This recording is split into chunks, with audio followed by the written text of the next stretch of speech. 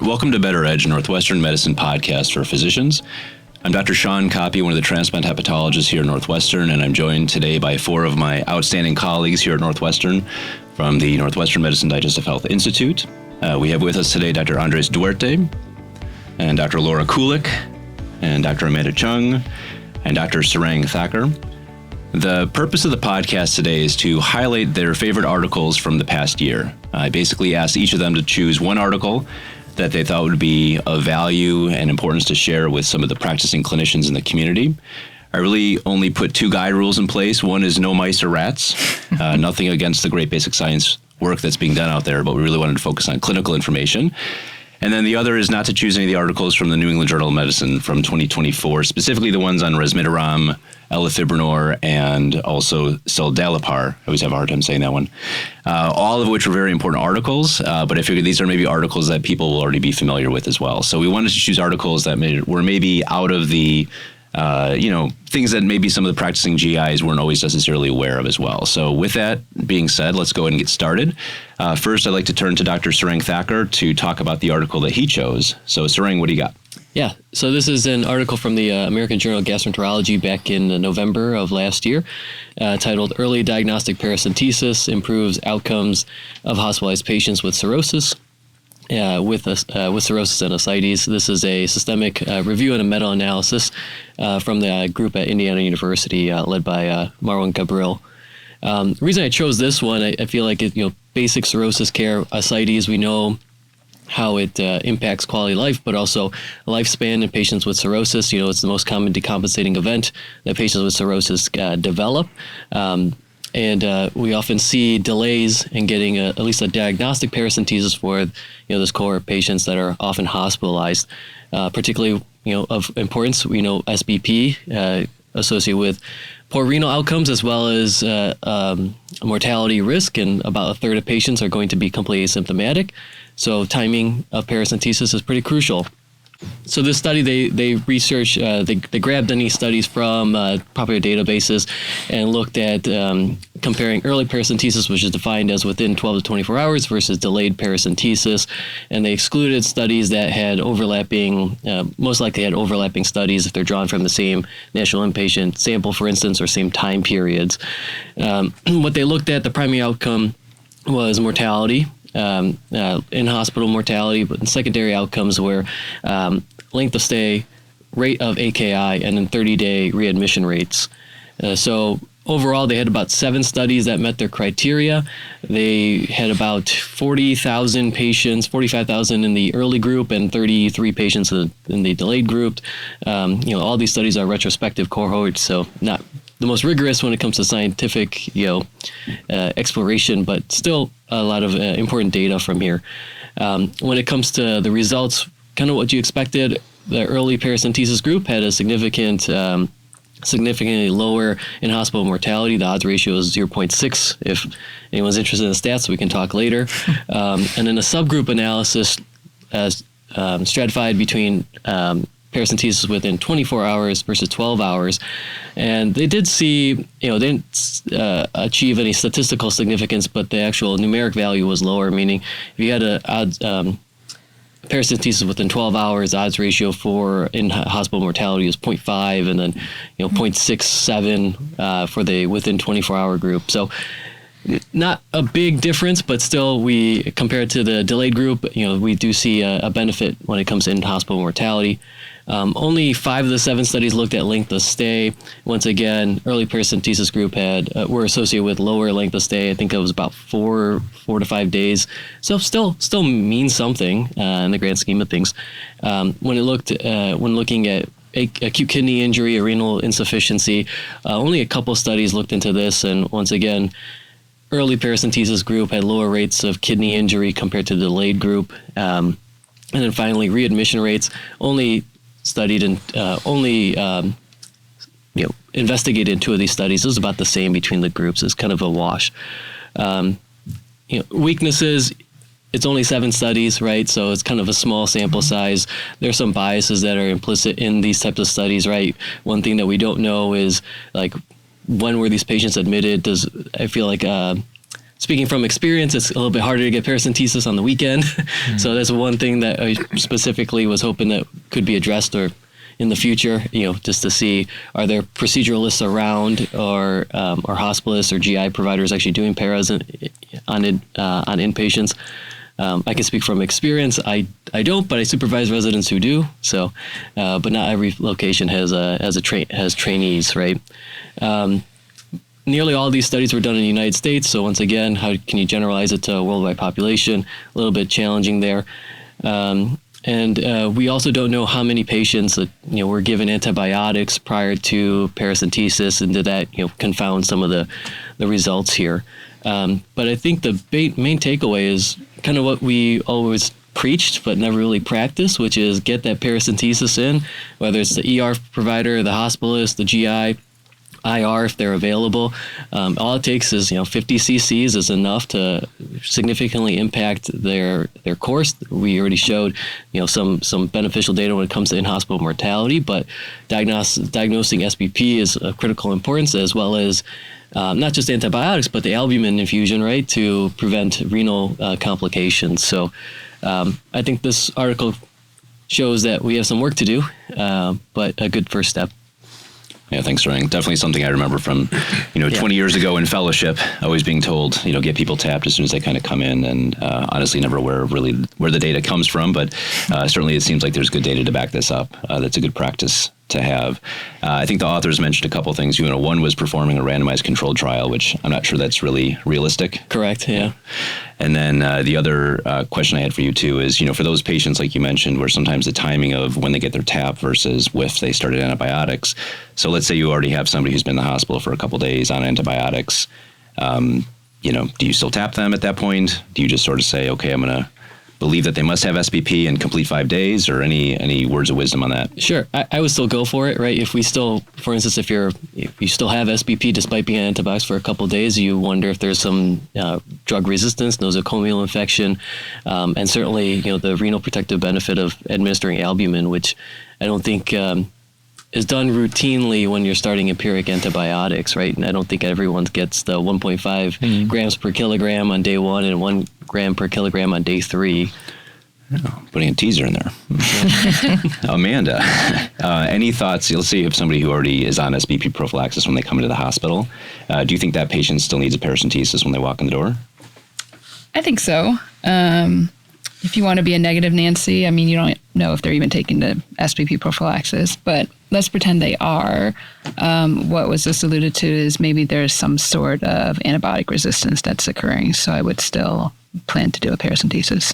Yeah, seems reasonable. It's also increasingly reported nowadays, too, obviously, with the widespread use of antibiotics for prophylaxis and so forth. So now let's go ahead and turn to Laura with the article that she chose. So what do you have for us, Laura? So this is an article that comes from Dr. Tabrizian. It was from 6 different centers in the United States, and it was called the Vitality Study. And the reason I chose this article, and it was in the Journal of Hepatology in March of 2025, so very recent. And the reason I chose this study is there's a lot of interest in the use of immunotherapy combined with local regional therapy. So I am also part of the HCC clinic, so it's not surprising that I chose an HCC topic here. But as we recall, the Milan criteria have been solidified since 1996. So patients who have a single lesion up to 5 centimeters or 3 lesions with no one greater than 3 centimeters, no evidence of vascular invasion and no extrahepatic spread. Those are patients who, in the United States at least, qualify for a liver transplantation and upgrade. Some parts of the world are going beyond that, but in the U.S., we are still based in the Milan criteria. So this was an important study because ever since the Milan criteria came out in 1996, we have been trying to see how much can we push the envelope. And we've been beholden to local regional therapy, which has served us very well. But now, in the last decade, we now have immune checkpoint inhibitors, which unleash the immune system to try to garner some protection from recurrence and keeping the tumor at bay by using your own immune system. So this was a study of 117 patients. It was prospective. Again, it was from 6 large transplant centers in the United States. And basically, they prospectively gathered data. These were all patients who were intended to be transplant candidates. So there was not a contraindication other than their their tumor. The majority of these patients were beyond the Milan criteria. So they had a tumor that was 6 centimeters, or they had 4 tumors. And so to get them this upgrade, you have to do a process called downstaging, where you the way I explain it to patients is you shrink them back into that box where you have the limitations of tumor size and number. And also you have to have an AFP less than 1,000. So they followed these patients, and they basically, 94%, I believe, got local regional therapy plus a form of immunotherapy. And this was from 2016, which is when you had monotherapy like nivolumab, pembrolizumab, and not until I Am Brave 150 that came out in the a little bit later did we start to see that we're using dual agents, either dual immunotherapy or the use of atezolizumab, Avastin in conjunction with immunotherapy or bevacizumab. So most of the patients received monotherapy just because of the time frame, but they showed some really exciting results that the people who needed to be downstage to receive local regional therapy plus immunotherapy, the vast majority of them were able to be downstage. So one, it was feasible. Of the number of patients, about 43 patients went to transplant. So again, this was an intent to treat. So they started with the 117 patients, and then they followed them as they treated them. So there were people who dropped out. The people who were always within Milan criteria, you may say, well, why were you giving them immunotherapy if they were within the Milan criteria? These were people who had received local regional therapy and they didn't have as robust of a response. And we know that your chance of recurrence is highest when you have more tumor on your explant. So your goal when you're treating people is try to get a complete response by imaging. So these are patients who had exhausted local regional therapy or still had a high AFP, so they added on the immunotherapy. So it's not surprising those who were within Milan were less likely to drop out. It was still in the range of 28%, and those who were greater than Milan, it was 48%. So we know that we're starting from a group of people who are less likely to get into the Milan criteria, but of those who did, the ones who did get transplanted, they did show that a great overall survival, and recurrence rates were about, I think there were a total of 5 patients, and of those 5 patients, all of them were in Milan criteria by imaging at the time of transplant. But when they looked at the explant, which is one of the problems, is that we underestimate what we see on imaging. One had vascular invasion, macrovascular, which is a high risk of recurrence, and 2 of the 5 were outside the Milan criteria. So I think this was an important article because it showed, what we've been thinking about. Can we be using more therapies to get people to transplant? There was a fear about rejection, which is why this wasn't used up front, and people were accidentally getting transplants because they got immunotherapy, had a great response, and then people started saying, well, they had such a good response, why don't we transplant them? And in this, they had 7 people who rejected. 1 lost their graft, and they did retransplant that person. And the vast majority of those patients, 6 out of 7, had not had a washout period of greater than 3 months, which is kind of what people are saying, 2 to 3 half-lives, which is about around 3 months.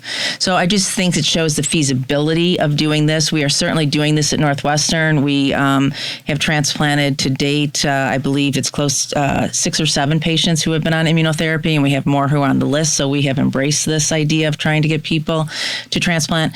Some of the limitations are it was a short follow-up, so we'll have to see down the road, is this therapy preventing recurrence in general, or is it just kicking the can down the road and they're going to recur potentially later? The vast majority of people had viral hepatitis, and we now know that we are seeing more alcohol and MASH. There is not a distinction in terms of immunotherapy versus one versus the other. However, I think as we get more data, it'll be important to see what we're more likely seeing in transplant now, which are those etiologies of steatosis. Mm-hmm. Great. And any comment on, you talk about this washout period of ideally about 3 months or so. Obviously, when patients are listed for a transplant, they could get transplanted at any time. So any thoughts or comments about the timing of, when do we stop immunotherapy and say they're good to go? Do we always want to have that 3-month period? Do we do it once the upgrade kicks in? Any comment on that? Yeah, so when you get the upgrade, once they've been downstage, then we know that they have to wait 6 months. So we kind of have a period of when we could stop it, keep them on for another couple cycles. They get to that 3 months before they're going to get their actual MELD upgrade, and then you could stop it. Some have argued this is also a period to see if there is any tumor growth when you take off the immunotherapy, but the rationale is not as strong for that because you get most of your bang for your buck with immunotherapy within the first 2 to 4 cycles. So it's more to kind of have this washout, because even though you may not be able to find the drug, if you were to do a level, those lymphocytes are already turned on. So they remain turned on, and that's the risk of rejection. So we have had people who have decompensated, and what we have done is gone to our multidisciplinary team and say, okay, this person has been off for this amount of time. Are we willing to move forward? At least a month should be used. 2 months is better, and 3 months is the most ideal. That's great. And Andres, let me get your comments or thoughts on this too. She mentioned the increased risk of rejection potentially. So anything special that we do here at Northwestern, and anything you can comment on about our experience? I think Laura mentioned maybe 6 or 7 patients that have gone through this process already. So when we updated the protocol maybe about a year or year and a half ago, just to consider all of these patients that are going to have the immunotherapy, we actually reviewed the literature, Laura and I, and we saw that, if it is within the first 3 weeks, it's almost universal that these people are going to have some form of rejection after transplant. So, in HCC, it's okay to wait those 3 months, but we also realize that for other type of tumors, for example, colorectal cancer, maybe you don't have the luxury of waiting for 3 months. And that's why we basically have a mandatory 4-week, and then with the understanding that we always want to wait for those 12 weeks or 3 months, as Laura is saying, to try to prevent the risk of rejection. I know that we had one rejection who, by the way, waited more than 3 months. So he waited a while. The rejection was mild, and I think part of it is just because we started reducing the immunosuppression a little bit faster. So I think the key in these patients, irrespective of the time frame, of the precaution that we follow with the time frame, is that you really have to keep the immunosuppression. We give them a little bit of higher immunosuppression to these recipients, and you also have to be really slow down whenever you want to go down to one medication or lower the dose of the second medication that we always give. Yeah, great, thanks. Very interesting, and certainly expanding the options for patients nowadays with liver cancer. So it's great. And on to you, Amanda. What article did you choose? So the title of the article I chose was Low to Moderate Alcohol Consumption is Associated with Increased Fibrosis in Individuals with Metabolic Dysfunction Associated Steatotic Liver Disease, published in the Journal of Hepatology this past December by the research group out of Valencia, Spain. The reason I chose this study was mainly because it challenges what we maybe have historically told patients about what's a safe level of alcohol consumption, and because this question inevitably comes up by patients at least once, probably more, in every single clinic about how much alcohol can I really consume, even if I don't have alcohol-associated liver disease. So, and then also it's just a very common question from referring providers about what's the proper way to counsel patients. So it was a population-based cohort study based on 2 nationwide databases, one from the United States, the NHANES, and one from Spain. The baseline population, which is the general population, was about 10,000 patients. The prevalence of MASLD or fatty liver disease is roughly 25 to 30%, depending on the population. Now, we needed some data to base the study on, so they used transient elastography, so not every patient in the cohort had that, but ultimately they had about 2,200 patients in the cohort that they were able to study. So a couple of definitions. So they use transient elastography, which we colloquially refer to as FibroScan, and they measured a controlled attenuation parameter, or the CAP score, used a cutoff of 275 to define the presence of steatosis. And then the liver stiffness measurement, also using the transient elastography test with a cutoff of 8 kilopascals as being clinically significant fibrosis, or what they refer to as advanced disease. All the definitions that they defined was the amount of alcohol use. So they actually created 4 different categories: very low alcohol use, which is close to none; low, moderate, or increased risk, or increased alcohol use. And they used increased alcohol use to basically correlate with the Met-ALD category. So Met-ALD, the newer term that I guess it's been over a year now that we've been using, that's been supported by different societies, is essentially just defined as somebody who has the right risk factors for MASL, but also has excessive alcohol use as we define it.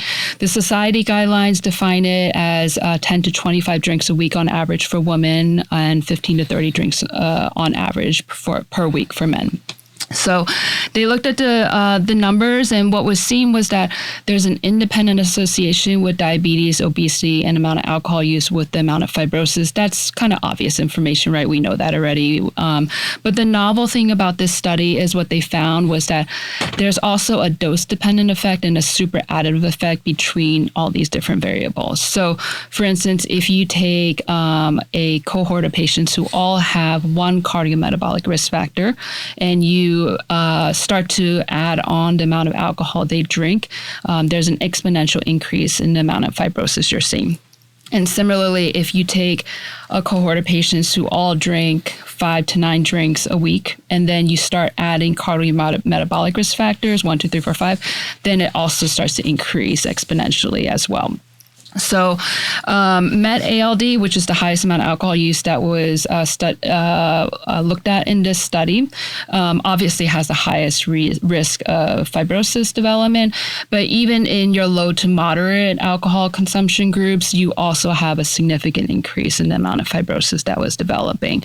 So it really challenges what we've historically told patients, or historically even said ourselves, which is that low to moderate alcohol use maybe even be beneficial in some literature way back in the past, but actually now maybe it's actually harmful.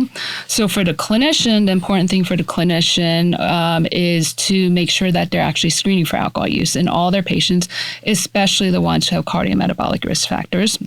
And then also using this information to counsel patients regarding how much alcohol really is or isn't safe to consume.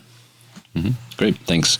And I know one of the things I mentioned in that article also was a comment about how a lot of MASLD patients will underestimate or not come forth with how much alcohol they actually drink. So in your practice, do you PEth or get phosphatidylethanol levels on your patients, or how do you sort of probe them more deeply about how much alcohol they're drinking, or do you use the ANI score is also mentioned as something to help figure out how much alcohol might be playing a role? So how do you use those things when you're seeing patients?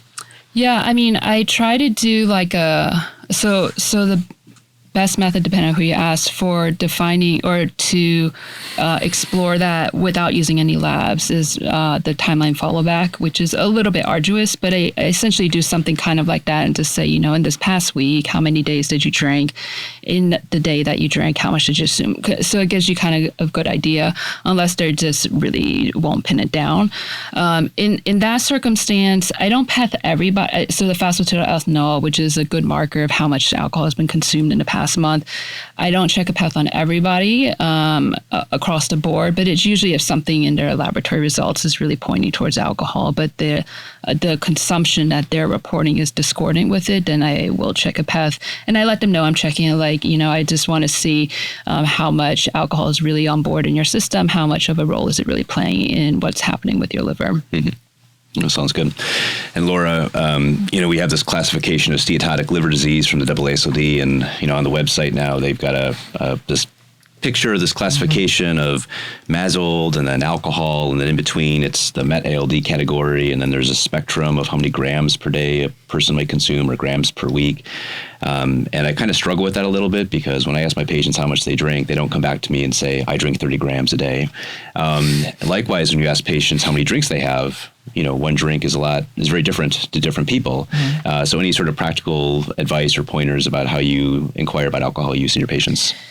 So I first kind of try to ask them, and be very nonchalant. Well, how much do you drink in a week? And then when they're not saying anything, I'll be like, do you drink 6 beers? Do you drink a case? Do you drink a handle? That you're throwing out these numbers. They're like, I think it makes them a little bit more comfortable to say how much they're really drinking.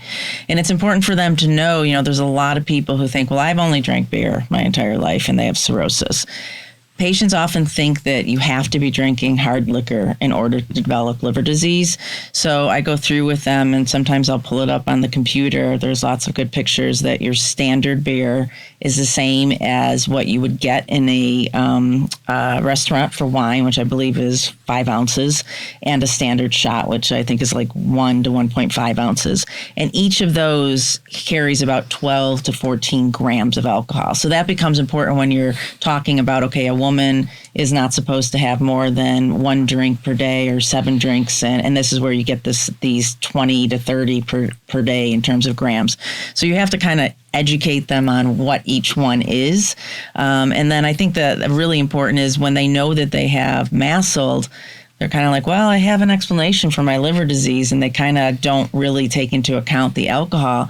And this article that Amanda described, I think is really important because I've heard people say that if you have diabetes and you drink at all, because diabetes is your highest risk factor of developing chronic liver disease in MASLD, that your risk of developing cirrhosis goes up by almost 9-fold. And that's just with any alcohol. So it kind of speaks to the point that Amanda was saying. So really taking the time and talk to patients about this, as well as the risk of cancers, dementia, heart disease, etc. When you start telling them those things, you start to see their eyes get a little bit big and maybe some understanding that, okay, this is detrimental. Yeah, I think when you get those patients that are sort of wishy-washy with how much they're drinking, a lot of times they'll just sort of say, okay, what do you drink and how do you buy it? And I think that usually goes a long way towards sort of cutting to the chase, because once you hear people talking about buying a handle, they're big drinkers. Yeah. And just for perspective, a 1.75 liter container of alcohol contains about 40 standard drinks as well. So mentally, I sort of think about 40 ounces, even though it's not 40 ounces, but I sort of just trying to make that mental tie-in in my head between, what a 1.75 liter thing of alcohol is. But patients are sort of all over the place sometimes in terms of what they're willing to admit to from alcohol consumption. But I think this is a great article for making us more aware about the importance of alcohol consumption in such a common disease, like MASLD. So it's great. So Andres, let's turn to you now. And what article do you have to share? So I'm going to talk about controversies regarding the use of albumin, and this was done by John L. Trebica from University of Munster in Germany and Guadalupe Lupe Garcia-Tsao from Yale University. And this is published in Hepatology, just January of this year. It's funny because it was accepted in May 2023, so it took a while for it to make it to the press, but it's there and it's available. And I chose this because I thought it was very practical. If you're a gastroenterologist, you're taking care of inpatients, I thought it was very practical for you to read this manuscript, because I also believe kind of life divides in practice of hepatology. Either you're an albumin lover or you're an albumin not believer, right? And I think this manuscript was like everything in perspective. What is it that it's important? When is it that it's important for you to use albumin? That basically is only 3 indications.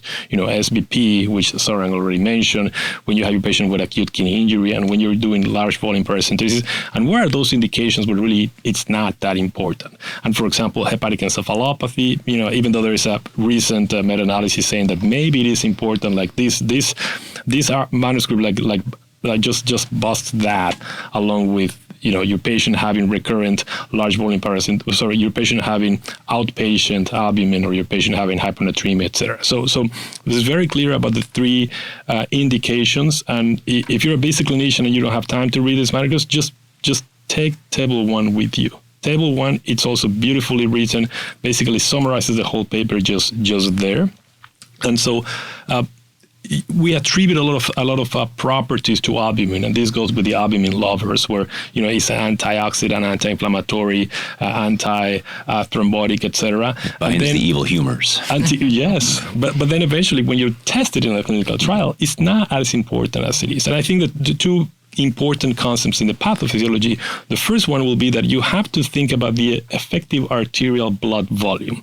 The effective arterial blood volume is not how swollen your patient is whatever is really going through the left ventricle to the rest of your body. And at that, in the underfilling theory of cirrhosis, where all this vasodilatation in your vessels in the abdomen are kind of stealing some blood flow from your arteries. That creates this underfilling, that creates this lack of effective volume, and eventually that activates the renin-angiotensin-aldosterone system, and that is what causes the hypoperfusion and acute kidney injury. So this is all about acute kidney injury, at least for the three indications, which goes into the real effective value of albumin is its oncotic pressure. And the second thing that I want to mention just before I go into the three indications is that we're also getting afraid about pulmonary edema, because the more recent study, the confirmed trial, to show a large frequency of pulmonary edema in the patients that were placed on terlipressin, 13.5 versus 5% just in the placebo. This is actually unique and was the study was criticized because the other clinical trials, they either did not describe pulmonary edema. This is Sanel study, the Italian study, or even the reverse study, the American by Tom Boyer, or they describe it at lower rates that were not really different between placebo and terlipressin. So we gotta be careful about pulmonary edema. We gotta make sure that our patients don't go on to develop it while on albumin. But keep in mind, great part of the pulmonary edema is most likely the albumin, not the terlipressin. And so this paper is also clear about that and about being careful with the albumin management to prevent these complications. So indication number one is just post-paracentesis. The range is wide. You give 4 to 8 grams per liter of ascites that you pull out. And of course, when you're putting your instructions for your interventional radiologist, it's like, okay, how do I explain my intervention? So it's always, something I stole with one of my colleagues is, and I just been doing this for the last many years, I just do one bottle of 25 grams, 25% for every 3 liters that you remove. And you give that to your interventional radiologist or to your resident, whomever, and boy, it works really as a magic. So that's the first one. The second one, and very important, and this is one of the few manuscripts that actually review this evidence in the literature. The study that showed that the more than 5 liters is where albumin is helpful did not include a no infusion for those less than 5 liters, which means that if you're training less than 5 liters, it doesn't mean your patient will be okay off of albumin, because those patients actually received some other thing in various clinical trials. So this paper also kind of is specific about it's most likely preferable to give albumin even to those patients that are having paracentesis with less than 5 liters. And for the patients that we see at Northwestern that are pretty sick, that are transplant candidates, I just do that. If they have refractory ascites, I just do that, even if they're draining only 3 or 4 liters. So the second thing is SBP, and Sarang already mentioned that, so I'm not gonna get into that. But it improves it decreases not only the risk of acute kidney injury, but also improves the survival of this population. And the third one is acute kidney injury, and they're kind of this is a combined, I guess, indication, because first you're going to be using your albumin to diagnose your type of AKI. So if you think about this effective arterial volume, the first thing that you're going to do is your albumin challenge. You're going to give it 1 gram per kilo per day. This has to be done for at least a day, ideally 2 days. In the older literature, it was even up to 3 days. And you're going to do this just to make sure that that this is not a pre-renal acute kidney injury. And if it is not, and you're going to start your patient on terlipressin, you gotta continue for an extra day with 1 gram per kilo, and then you reduce the dose to 20-40 grams per day. And I gotta be clear that it seems like John L. Trebica wrote the paper because he's actually using the indications from Europe or not the ones from the United States, because we don't have 20 and 40 grams here. So when I read on a paper 20 grams, I just think of 25 grams, and when I read 40, I just think of 50 grams. I just automatically make the conversion. If you think about skinny French versus less skinny Americans, I also think it makes sense just to do this type of conversion. So yeah, basically that's what the manuscript was about. I really will encourage people listening to the podcast to take a look at it. And again, if you don't have time, just take table 1 with you. Yeah, it was a great article and really summarized a lot of the information out there about albumin. Let me ask you about the whole 1.5 grams per kilogram on day 1 and 1 gram per kilogram on day 3. 25 years on, we keep doing this. Got a little adventurous at times, and I've admittedly done 1.5 grams per kilogram on day 1, sometimes 1 gram per kilogram on day 2. Is that okay? I think it is. And I also have to say that this is the first paper that I read that kind of challenges that, because like with our residents and with our fellows, like many times people can get very fixated on this dose. I mean, here, it's all about the pathophysiology. You just want to have that left ventricle needs to have enough blood volume to the kidney. So you're just helping that. If you're doing it by following the SPP formula developed by SORT in the 90s, or if you want to do it, for example, with the AKI formula, and they actually say, again, this is the first study the first manuscript that I see recommending that. If you do like your AKI formula, 1 gram per kilo for 3 days, that's perfect. Okay. Whew. Or 2 days. I feel better. Sarang, let me get your thoughts on albumin. Obviously, there's 5% albumin and 25% albumin. So, when you're giving your patients albumin, sort of what are your thoughts about when you choose 5% versus 25%? Or do you ever mix the two together? Yeah. Or how do you do that? So it depends on what you're using it for, right? So for AKI, for instance, I know they like to use initially 5%. You just get a little bit worried about flooding them, right? If they're not urinating, pulmonary edema risk. So sometimes I'll start with 5, maybe mix and match, dealer's choice, as long as you get, enough grams to them. Presumably there's enough, filling, and you raise their effective arterial blood volume. If they already have an AKI, if they already have, massive ascites getting paracentesis, 25% makes a lot more sense rather than flooding them with, helping them reaccumulate ascites. So, it kind of just depends on if you're trying to resuscitate volume or just get more forward flow to those kidneys. Yeah, because 50 grams of 5% is basically a liter of fluid. So if you're trying to, depending on how much albumin you're trying to give the patient, sometimes that's a lot of volume, like you mentioned. So great. And a lot of sodium, right? Yeah. It will be 153 milliequivalents of sodium, which is past the daily limitation that we want our patients to follow with the diet. Right, great point. That wraps up our discussion today of favorite articles from the past year, and definitely appreciate all you guys thoughtfully selecting articles to share today. So hopefully some nice new information about HCC and the use of immunotherapy for being able to downstage some of our more advanced patients and potentially get them to transplant, some little pearls of wisdom about albumin and paracentesis on our inpatient management, and then also from Amanda getting us to think more about alcohol use in our MASL patients as well. To refer a patient or to learn more about Northwestern medicine, visit our website at breakthroughsforphysicians.nm.org. Also, please join us in the fall. We'll host another roundtable discussion for updates and findings from the AASLD annual liver meeting in November. This concludes our podcast today of Better Edge, Northwestern Medicine podcast for physicians. I'm Dr. Cheung Koppe, and thank you for joining us today.